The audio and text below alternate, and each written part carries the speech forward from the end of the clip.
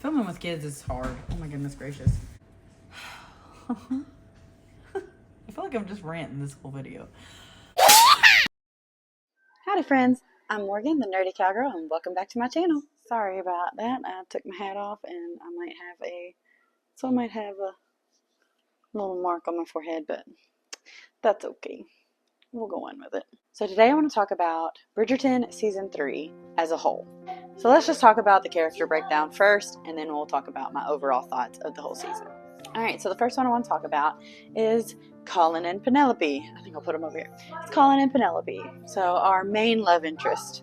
As a whole, I liked their story. It was okay. I do think it would have helped their love story if we would have had some flashbacks in the first part. Some flashbacks of the time that they first met, and because we all know from the books that is when Penelope first fell in love with him, and it would have been nice to have some flashbacks of them, more of them being like friends around the house, more of Colin's backstory. And honestly, I feel like the tryst that he was having, it probably would have worked better if it would have been like on his travels, if it wasn't like, oh, he's home now and now he's having these threesomes. But if it would have been like a flashback to when he was traveling and he was feeling lonely, and no one was responding to him anymore. Penelope wasn't responding to him anymore, and so now he's seeking these women. I think that would have I don't know, helped his character out a little, or been a little more believable to me. I feel like we really didn't get to see Colin fall in love. I feel like the first 2 seasons we saw Penelope pining for him, and we saw that she loved him. We saw Penelope's, but I don't feel like we ever saw Colin really like fall in love. Like, that's what I think the flashbacks could have shown, is like all the times when Colin fell a little bit more in love with Penelope. He thought that was friend love, but it turns out it was love. But Colin's felt sudden, and I think that's what most people are saying about it. I actually liked their intimate scene. I thought it was really good. I do hate that that's the only one that we got, though. And lastly, I knew she was gonna have a boy. I just knew it, because her mom was pushing her sister so hard to hurry up and get pregnant. I knew it was going to be like, I got the boy. And also like it that she has an income coming in. Well, of course Colin has got his income, which is very high, but she also has an income coming in, and so it's like, help the Featherington name have more wealth. But I also liked that because Colin isn't titled, and so it's nice that his son will be titled, and the rest of his line will have a title to their names. So I liked it. I like that addition to the storyline in the show. The Lady Whistledown reveal. The reveal to Colin, I like that it is basically the same way that he found out in the books, but it's at a different time. It's after they were intimate, but before they actually got married, where I wanted him to find out before he even proposed, like in the book.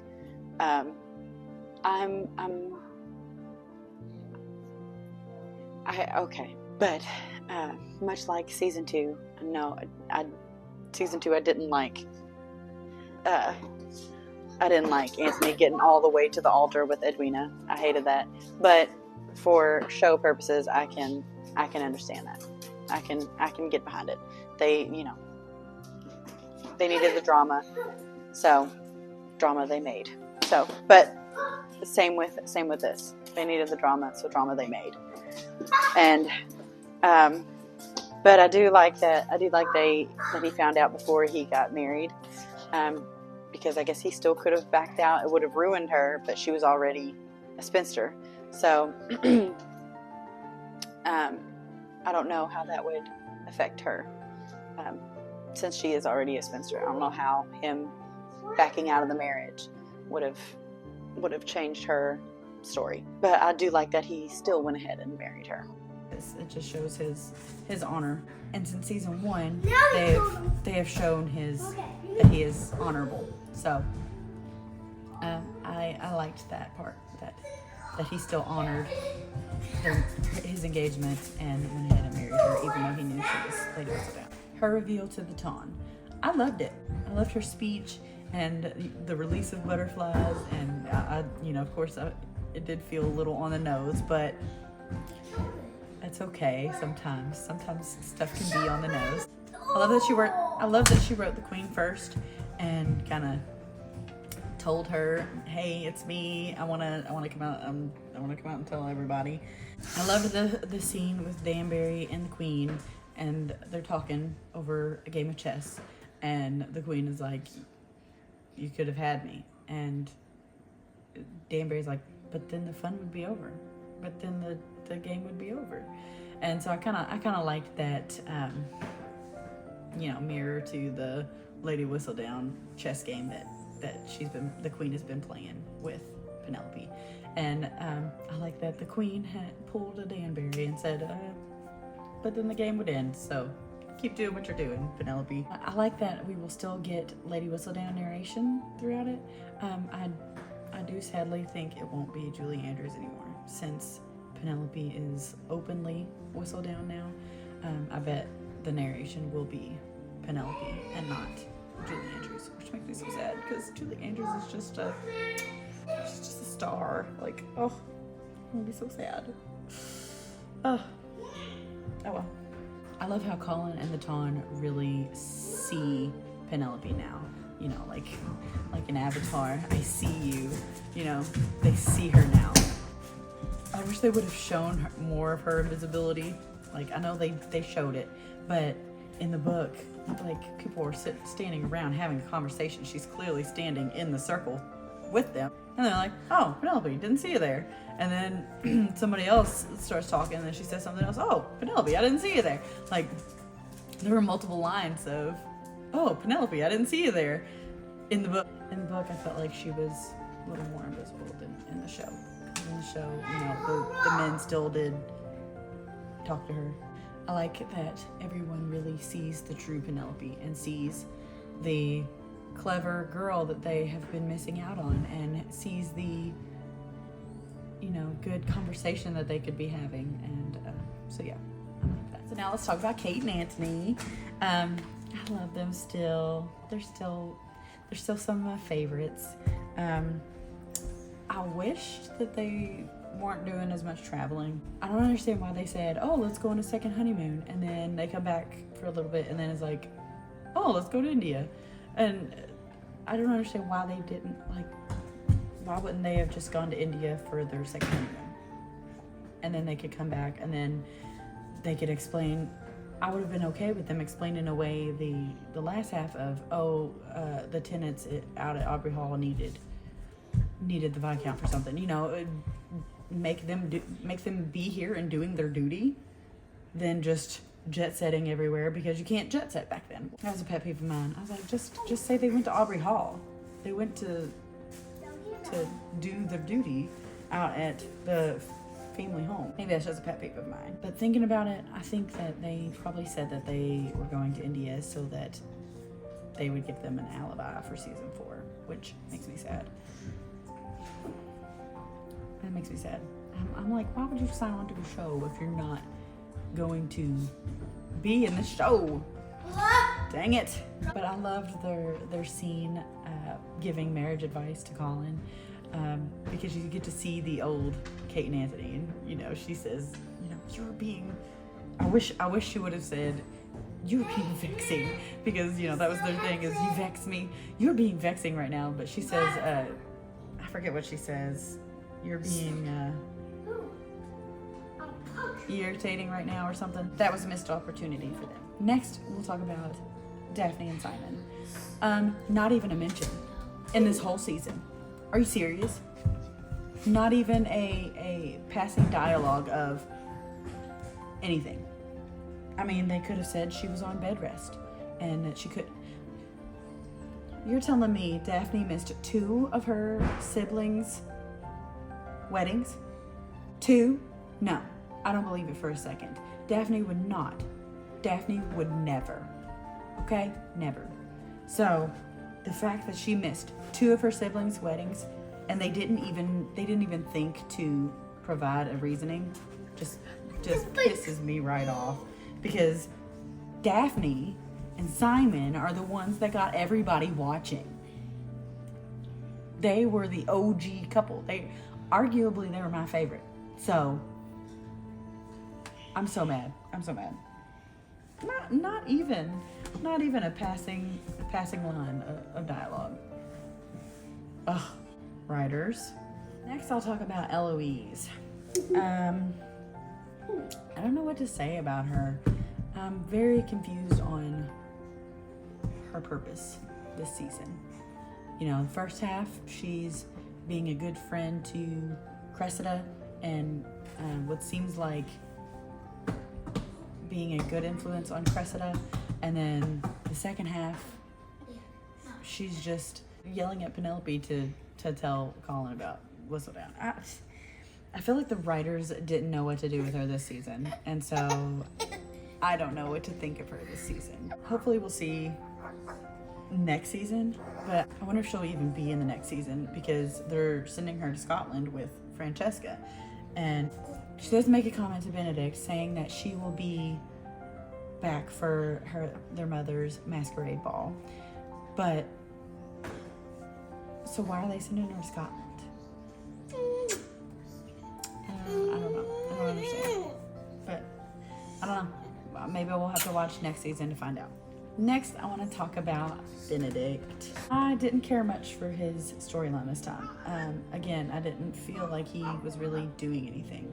I really liked his past two storylines with, you know, embracing his artistic side, and then in the second season, you know, going to school for art. But this time, he's just doing nothing again, like Eloise. I didn't like his storyline with Tilly, besides introducing him to the other guy. I don't know what Tilly was for, and introducing him to that way of life, I guess, which they've kind of hinted at since the beginning, since the first season, so I wasn't too upset about that, but it does make me worry about season 4 and Sophie, because of what they do to Michael, and now this storyline with Benedict makes me worried about Sophie. One thing I did like about his storyline is the arc that Tilly wants to be serious with him, and Benedict is the one who's like, no, you opened up a new world for me. I want to have fun. I like that it kind of reflects Antony's arc from season 1 to season 2. You know, the end of season 1, he swears off love. He's like, love is the problem. And by season 2, that he goes on this arc of, no, I want love. I want to love somebody, and I want to be loved. So I like how they're setting up that arc for him of this, I want to just be open and have fun. And then season 3, we'll see him settle down. But I did see another video talking about what this new showrunner has said about Benedict. And she said, delaying Benedict's season means you get more time with him before he becomes an old married man. And that just breaks my heart. Like, as a like a romance person, somebody who loves romance, I'm a hopeless romantic, whatever. Like, do you even know? Like, that's the whole goal. That's the goal. It's for him to get married. It doesn't get boring when you get married, and I'm so tired of this society telling young people that have your fun before you get married. When you get married, it gets boring. You get old and boring. Like, no, that's not how this works. And people talk about the rise in divorce. Well, if you treated your marriage like you treat your single life, not with sleeping with other people, but with your husband or your significant other, if you treat that, if you date your significant other, if you dress to impress your significant other, if you like spice it up with your significant other. Try new things with your significant other. You don't get old and boring. Like, marriage is not the end. Marriage is the beginning of a new life. And it can be beautiful. Moving on to Francesca. I loved her and John. They were so cute. I loved them together. John seems so sweet and kind, and I loved it. And I loved it. Their little cute wedding was just perfect. His speech to Violet, as a mother, like hearing how good you do with your kids, you know, or how people notice how good you do with your kids, or how good your kids are, like just the reflection of your kids, and somebody pointing that out to you is just, oh, I teared up. I was like, that's so sweet, because it's so true, because Violet is working so hard and caring, and she sees her kids how they are, but it was so beautiful. I loved that speech. It was so good. But I am not a book purist. I am what I would say is a book realist. I understand there's gonna be things that you have to change in order to fit a visual medium instead of it written. So, but I expect the main plot points to be hit. That make the story that story. Does that make sense? Like, I expect it to be the same story. I know season two kind of hit the main plot points.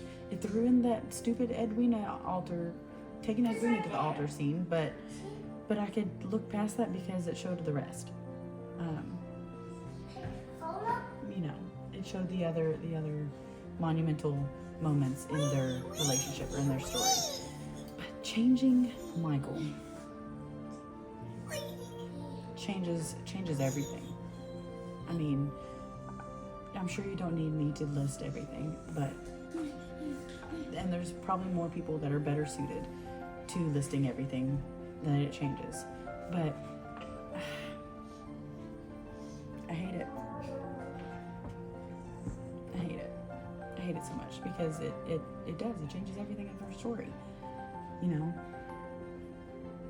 especially in that time period. I just feel like it changes everything. It changes their characters, changes their motivations, it changes their arcs, it changes the end result. And it doesn't help that story is one of my favorites. I think it's Benedict and Francesca's stories are like neck and neck. But and my husband's name is Michael, but it also scares me for the rest of the kids because I'm like, I think I took I felt safe, I felt secure, because from season 1 it was my understanding that Julia Quinn only gave them rights as long as they kept the love interests the same as the books. And after part 1 came out, I kept seeing everybody talking about it and people saying, no, they never, that's not in the contract, they never agreed on that, blah, blah, blah. And so that kind of scared me. And then now this comes out and they change Michael. I took security in knowing that they would end up with who they're supposed to end up with. And now that they're not, it makes me not even want to watch the rest of the show because it's not going to be the books. It's not going to be Bridgerton anymore. It'll be Shondaland. It'll be their own making. And that's fine. If you wanted to make that, then go make it. Don't ruin something that people already love. And then people are getting mad at the book readers for being upset about the change. But who wouldn't be upset if you have a favorite character and they're being, you know, adapted for the screen and they change that character fundamentally. Who wouldn't be upset? Everybody would be upset. All right, next I want to talk about Violet. I actually loved her story. I really liked how cute they were. And I like that she drew boundaries with him, and you know, she said, you get your shit together and I'll get my shit together, and then we'll reconvene. And I just love that. That was so cute. And I also loved that scene of her and Danbury saying, I know, you know, you know, I know, I know, you know, you know, you know, I know. But I loved them discussing Marcus and discussing Violet's dad, and kind of saying that we're all good here. I love that. It was a beautiful scene. I also loved Anthony being protective of her. He sees Marcus walk up to her and it's like, he oversteps and he's about to go say something. The kid's like, dude, chill. She's your mom. Let her have some fun, you know. You don't have to worry about her getting ruined. She's already had 8 kids. I would have liked a close-up because he asks her to dance. I would have liked a close-up of them dancing and her telling him about Edmund, and maybe him telling her about his wife. But I think they missed a beautiful moment where she could have been talking about Edmund and his characteristics. Maybe tell him that, you know, Edmund would have liked you, or Edmund would have wanted me to move on, or, you know, Edmund loved me dearly and I loved him dearly, and he would understand and he would approve of you and he would like you, you know, something along those lines of Edmund would be okay with this. I love those moments. I wish that would have been. I wish we would have got that. Let's talk about Cressida. She pulled a Daenerys Targaryen. We thought she was on this big redemption arc, and then all of a sudden she just turns around and burns down the whole city. I like that they follow the book and that she tries to claim to be Whistledown, but it doesn't really follow the first half of the season. You know, they had her on this big redemption arc and explaining, you know, seeing her as a person or whatever, and then all of a sudden, nah, bitch, I'm gonna be a bitch again. Like, I don't know. I don't get it. If I were writing it, I wish that they would have made her married. I wish they would have already made her, because in the book, she is married. She is Cressida Twombly. And so I wish they would have made her married already. And they could have still had the Cressida Eloise friendship, and, you know, she could be telling Eloise, you know, it's not so bad. I'm free to do what I want, you know. He just takes care of me and he pays for everything. And then in the second half, make him die. And then she finds out she's penniless, and then she's like, okay, I need some money because my husband left me poor. So that gives her a reason to claim to be Whistledown and get the reward. And then in turn, when she doesn't get that, blackmail Penelope to get the money. So that makes more sense to me. Of course, I think that's what it is in the book, but like that makes sense, and more than just they're gonna send me to the country. I don't know. I didn't like it. I did not like it. Overall, I feel like their friendship served no purpose. I think that their friendship was only for getting the audience hyped up about this season. I know I was one who, as soon as I saw the picture of them together, I was like, bitch, you're mad at me, and then you're gonna go talk to my sworn enemy, an enemy who's been evil to me. You've took up for me against her. Like, are you serious right now? Are you serious right now? I know everybody seems to love Eloise for some reason, but I don't like Eloise. I don't like show Eloise. Book Eloise, I like her. But show Eloise, I just don't. Maybe it's because I'm not a feminist. Maybe it's because, I don't know, she's just annoying. She's selfish. She's was annoying. Ugh. Alright, the Featheringtons. I don't understand why the sisters were never showing.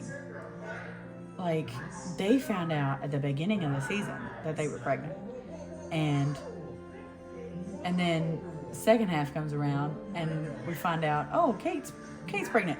But Kate starts showing and Prudence and Philippa don't show at all.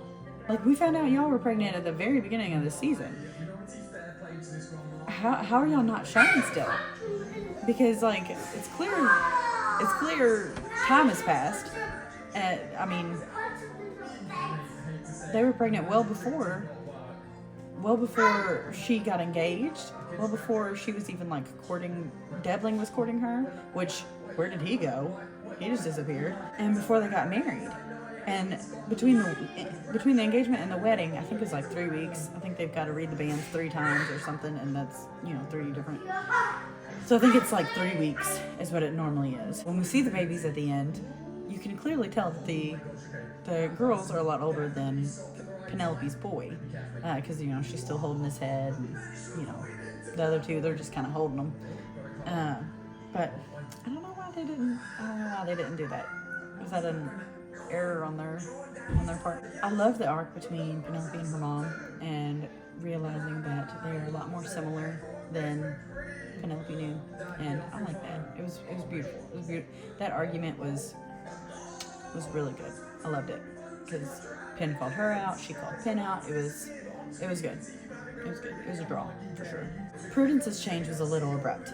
I didn't really understand Prudence's change. All of a sudden, her mom's like, we gotta be nice to Penelope. Everybody be nice to her. And so Prudence is like, okay, I'm nice to you now. Like, I don't know. Wasn't very believable to me. Lastly, the Mondrichs. Although I love the Mondrichs, I don't understand what they did this season. I do feel like they could have been, again, another passing line. We see him at a ball, and somebody stops and says, Mondrich, what are you doing here? And he says, well, was it her aunt that died? Whatever. Our aunt died, and now our son is titled, and so we are trying to start our life in society.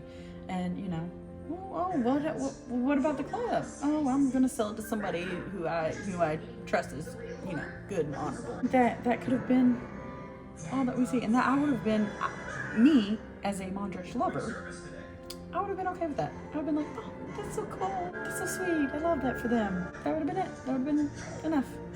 But I did feel like they got too much screen time. I feel like they got the screen time that should have went to Colin. And the same with Benedict and his trysts. That time should have went to Paulin, in my opinion. I still love the Mondrichs, but I could have used a little less of them. Alright, so my overall thoughts of this entire season is that it was just okay. I think Netflix made a big mistake splitting the season in half. I feel like first half pissed a lot of people off and turned a lot of people off.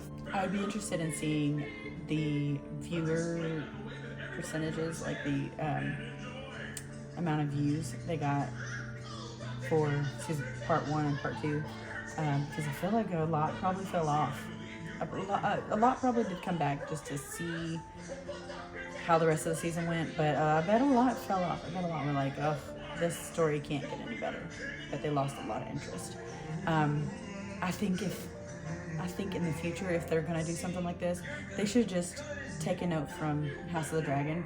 Just do weekly, because it would have been the same amount of time. You released 4 episodes, and then 4 weeks later you released 4 more. Just do an episode a week through those 4 weeks. I know Netflix is known for their binge model, but I don't know that it worked. I don't know that it works when you separate it into 2 parts. I think if you're going to do the binge model, do the binge model. Put it all out there. But when you do the binge model and just release half, our brains automatically think that's the season. Like, our brains automatically take that as a whole, and then this is a whole, and then I think it's a bad move. I think if they are going to split it, just do weekly. In my opinion, and I'm nobody. I'm a nobody. I'm a 25 subscriber YouTuber who means nothing to them, but sometimes we see things that they don't. So, just saying. But all they have to do is look at House of the Dragon and the success that they're having. Another thing is a lot of the shots were really weird in this season. Like, I feel like a lot of it was like up people's noses or like just completely profile. Like they're talking and they're like completely profile, and there was one scene in particular where like Benedict and Paul are sitting there talking, and the way Benedict is leaning and the camera's like blowing, it like looks like he's like standing like this. Like it's really weird. It was a really weird shot. I know they were trying to get like the moon in it, but like you could have done that from a normal shot. And then there was like one shot where it like was clearly played in reverse. Like the editing was rough, shots were rough, the wardrobe was rough. So one thing that I have loved about the first 2 seasons is that the costumes were so beautiful. Were they perfectly time period accurate?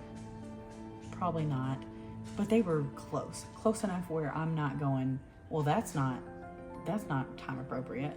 That's not time appropriate. And like their hair and their outfits, you know, it was close enough for a fictional society in that time period. But this season just felt like we were in the Hunger Games. Like I felt like everybody's outfits were off the wall. Everybody's hair was off the wall. Like I don't understand what they were doing. I don't understand what the thought process was for that. Because that's part of the draw to Bridgerton.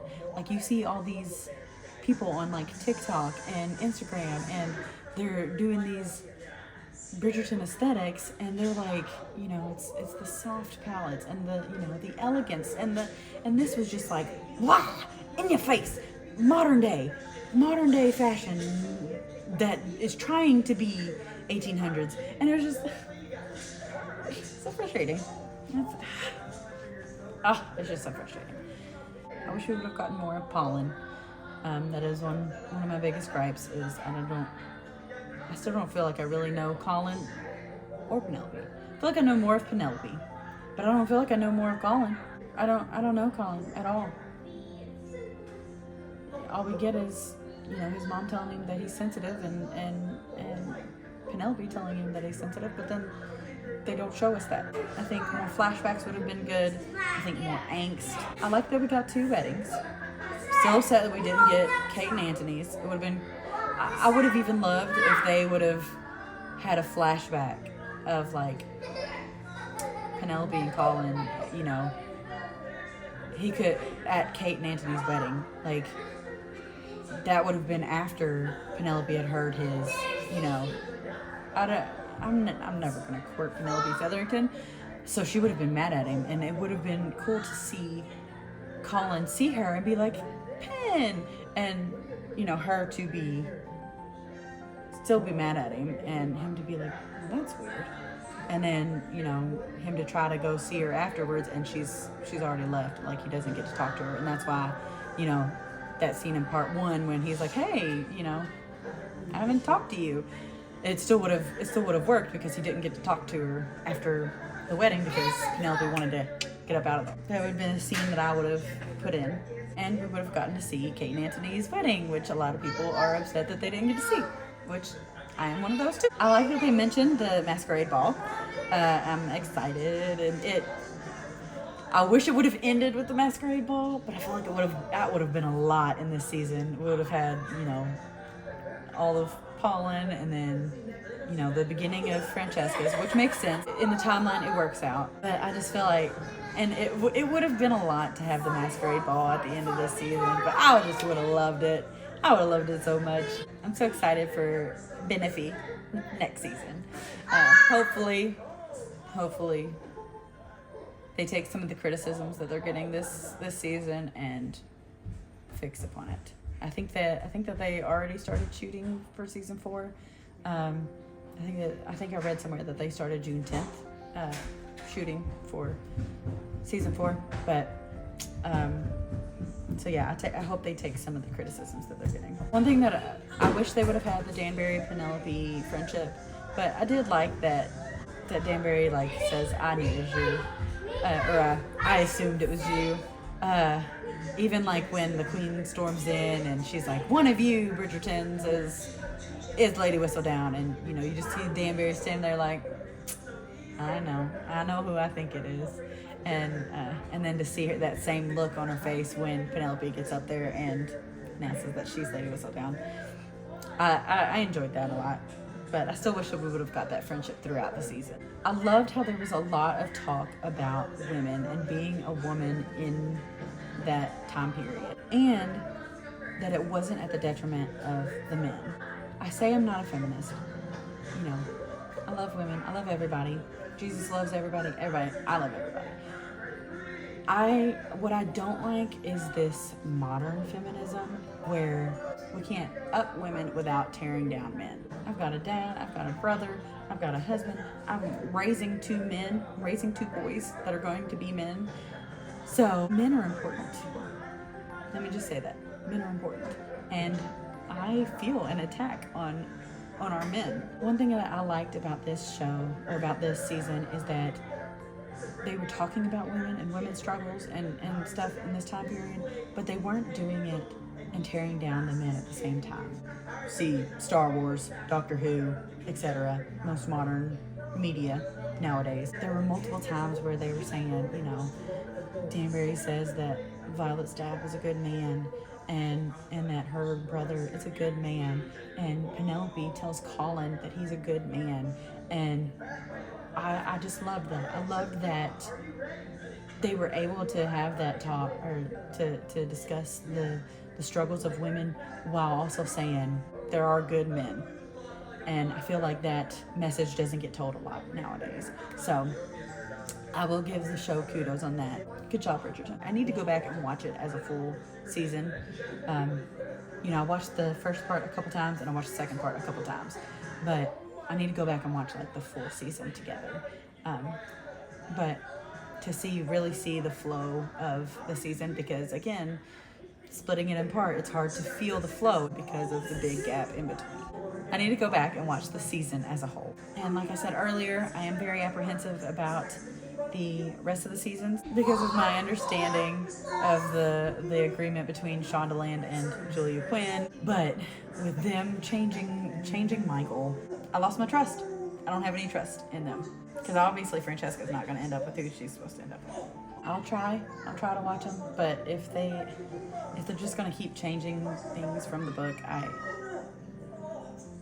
I'll see how it goes.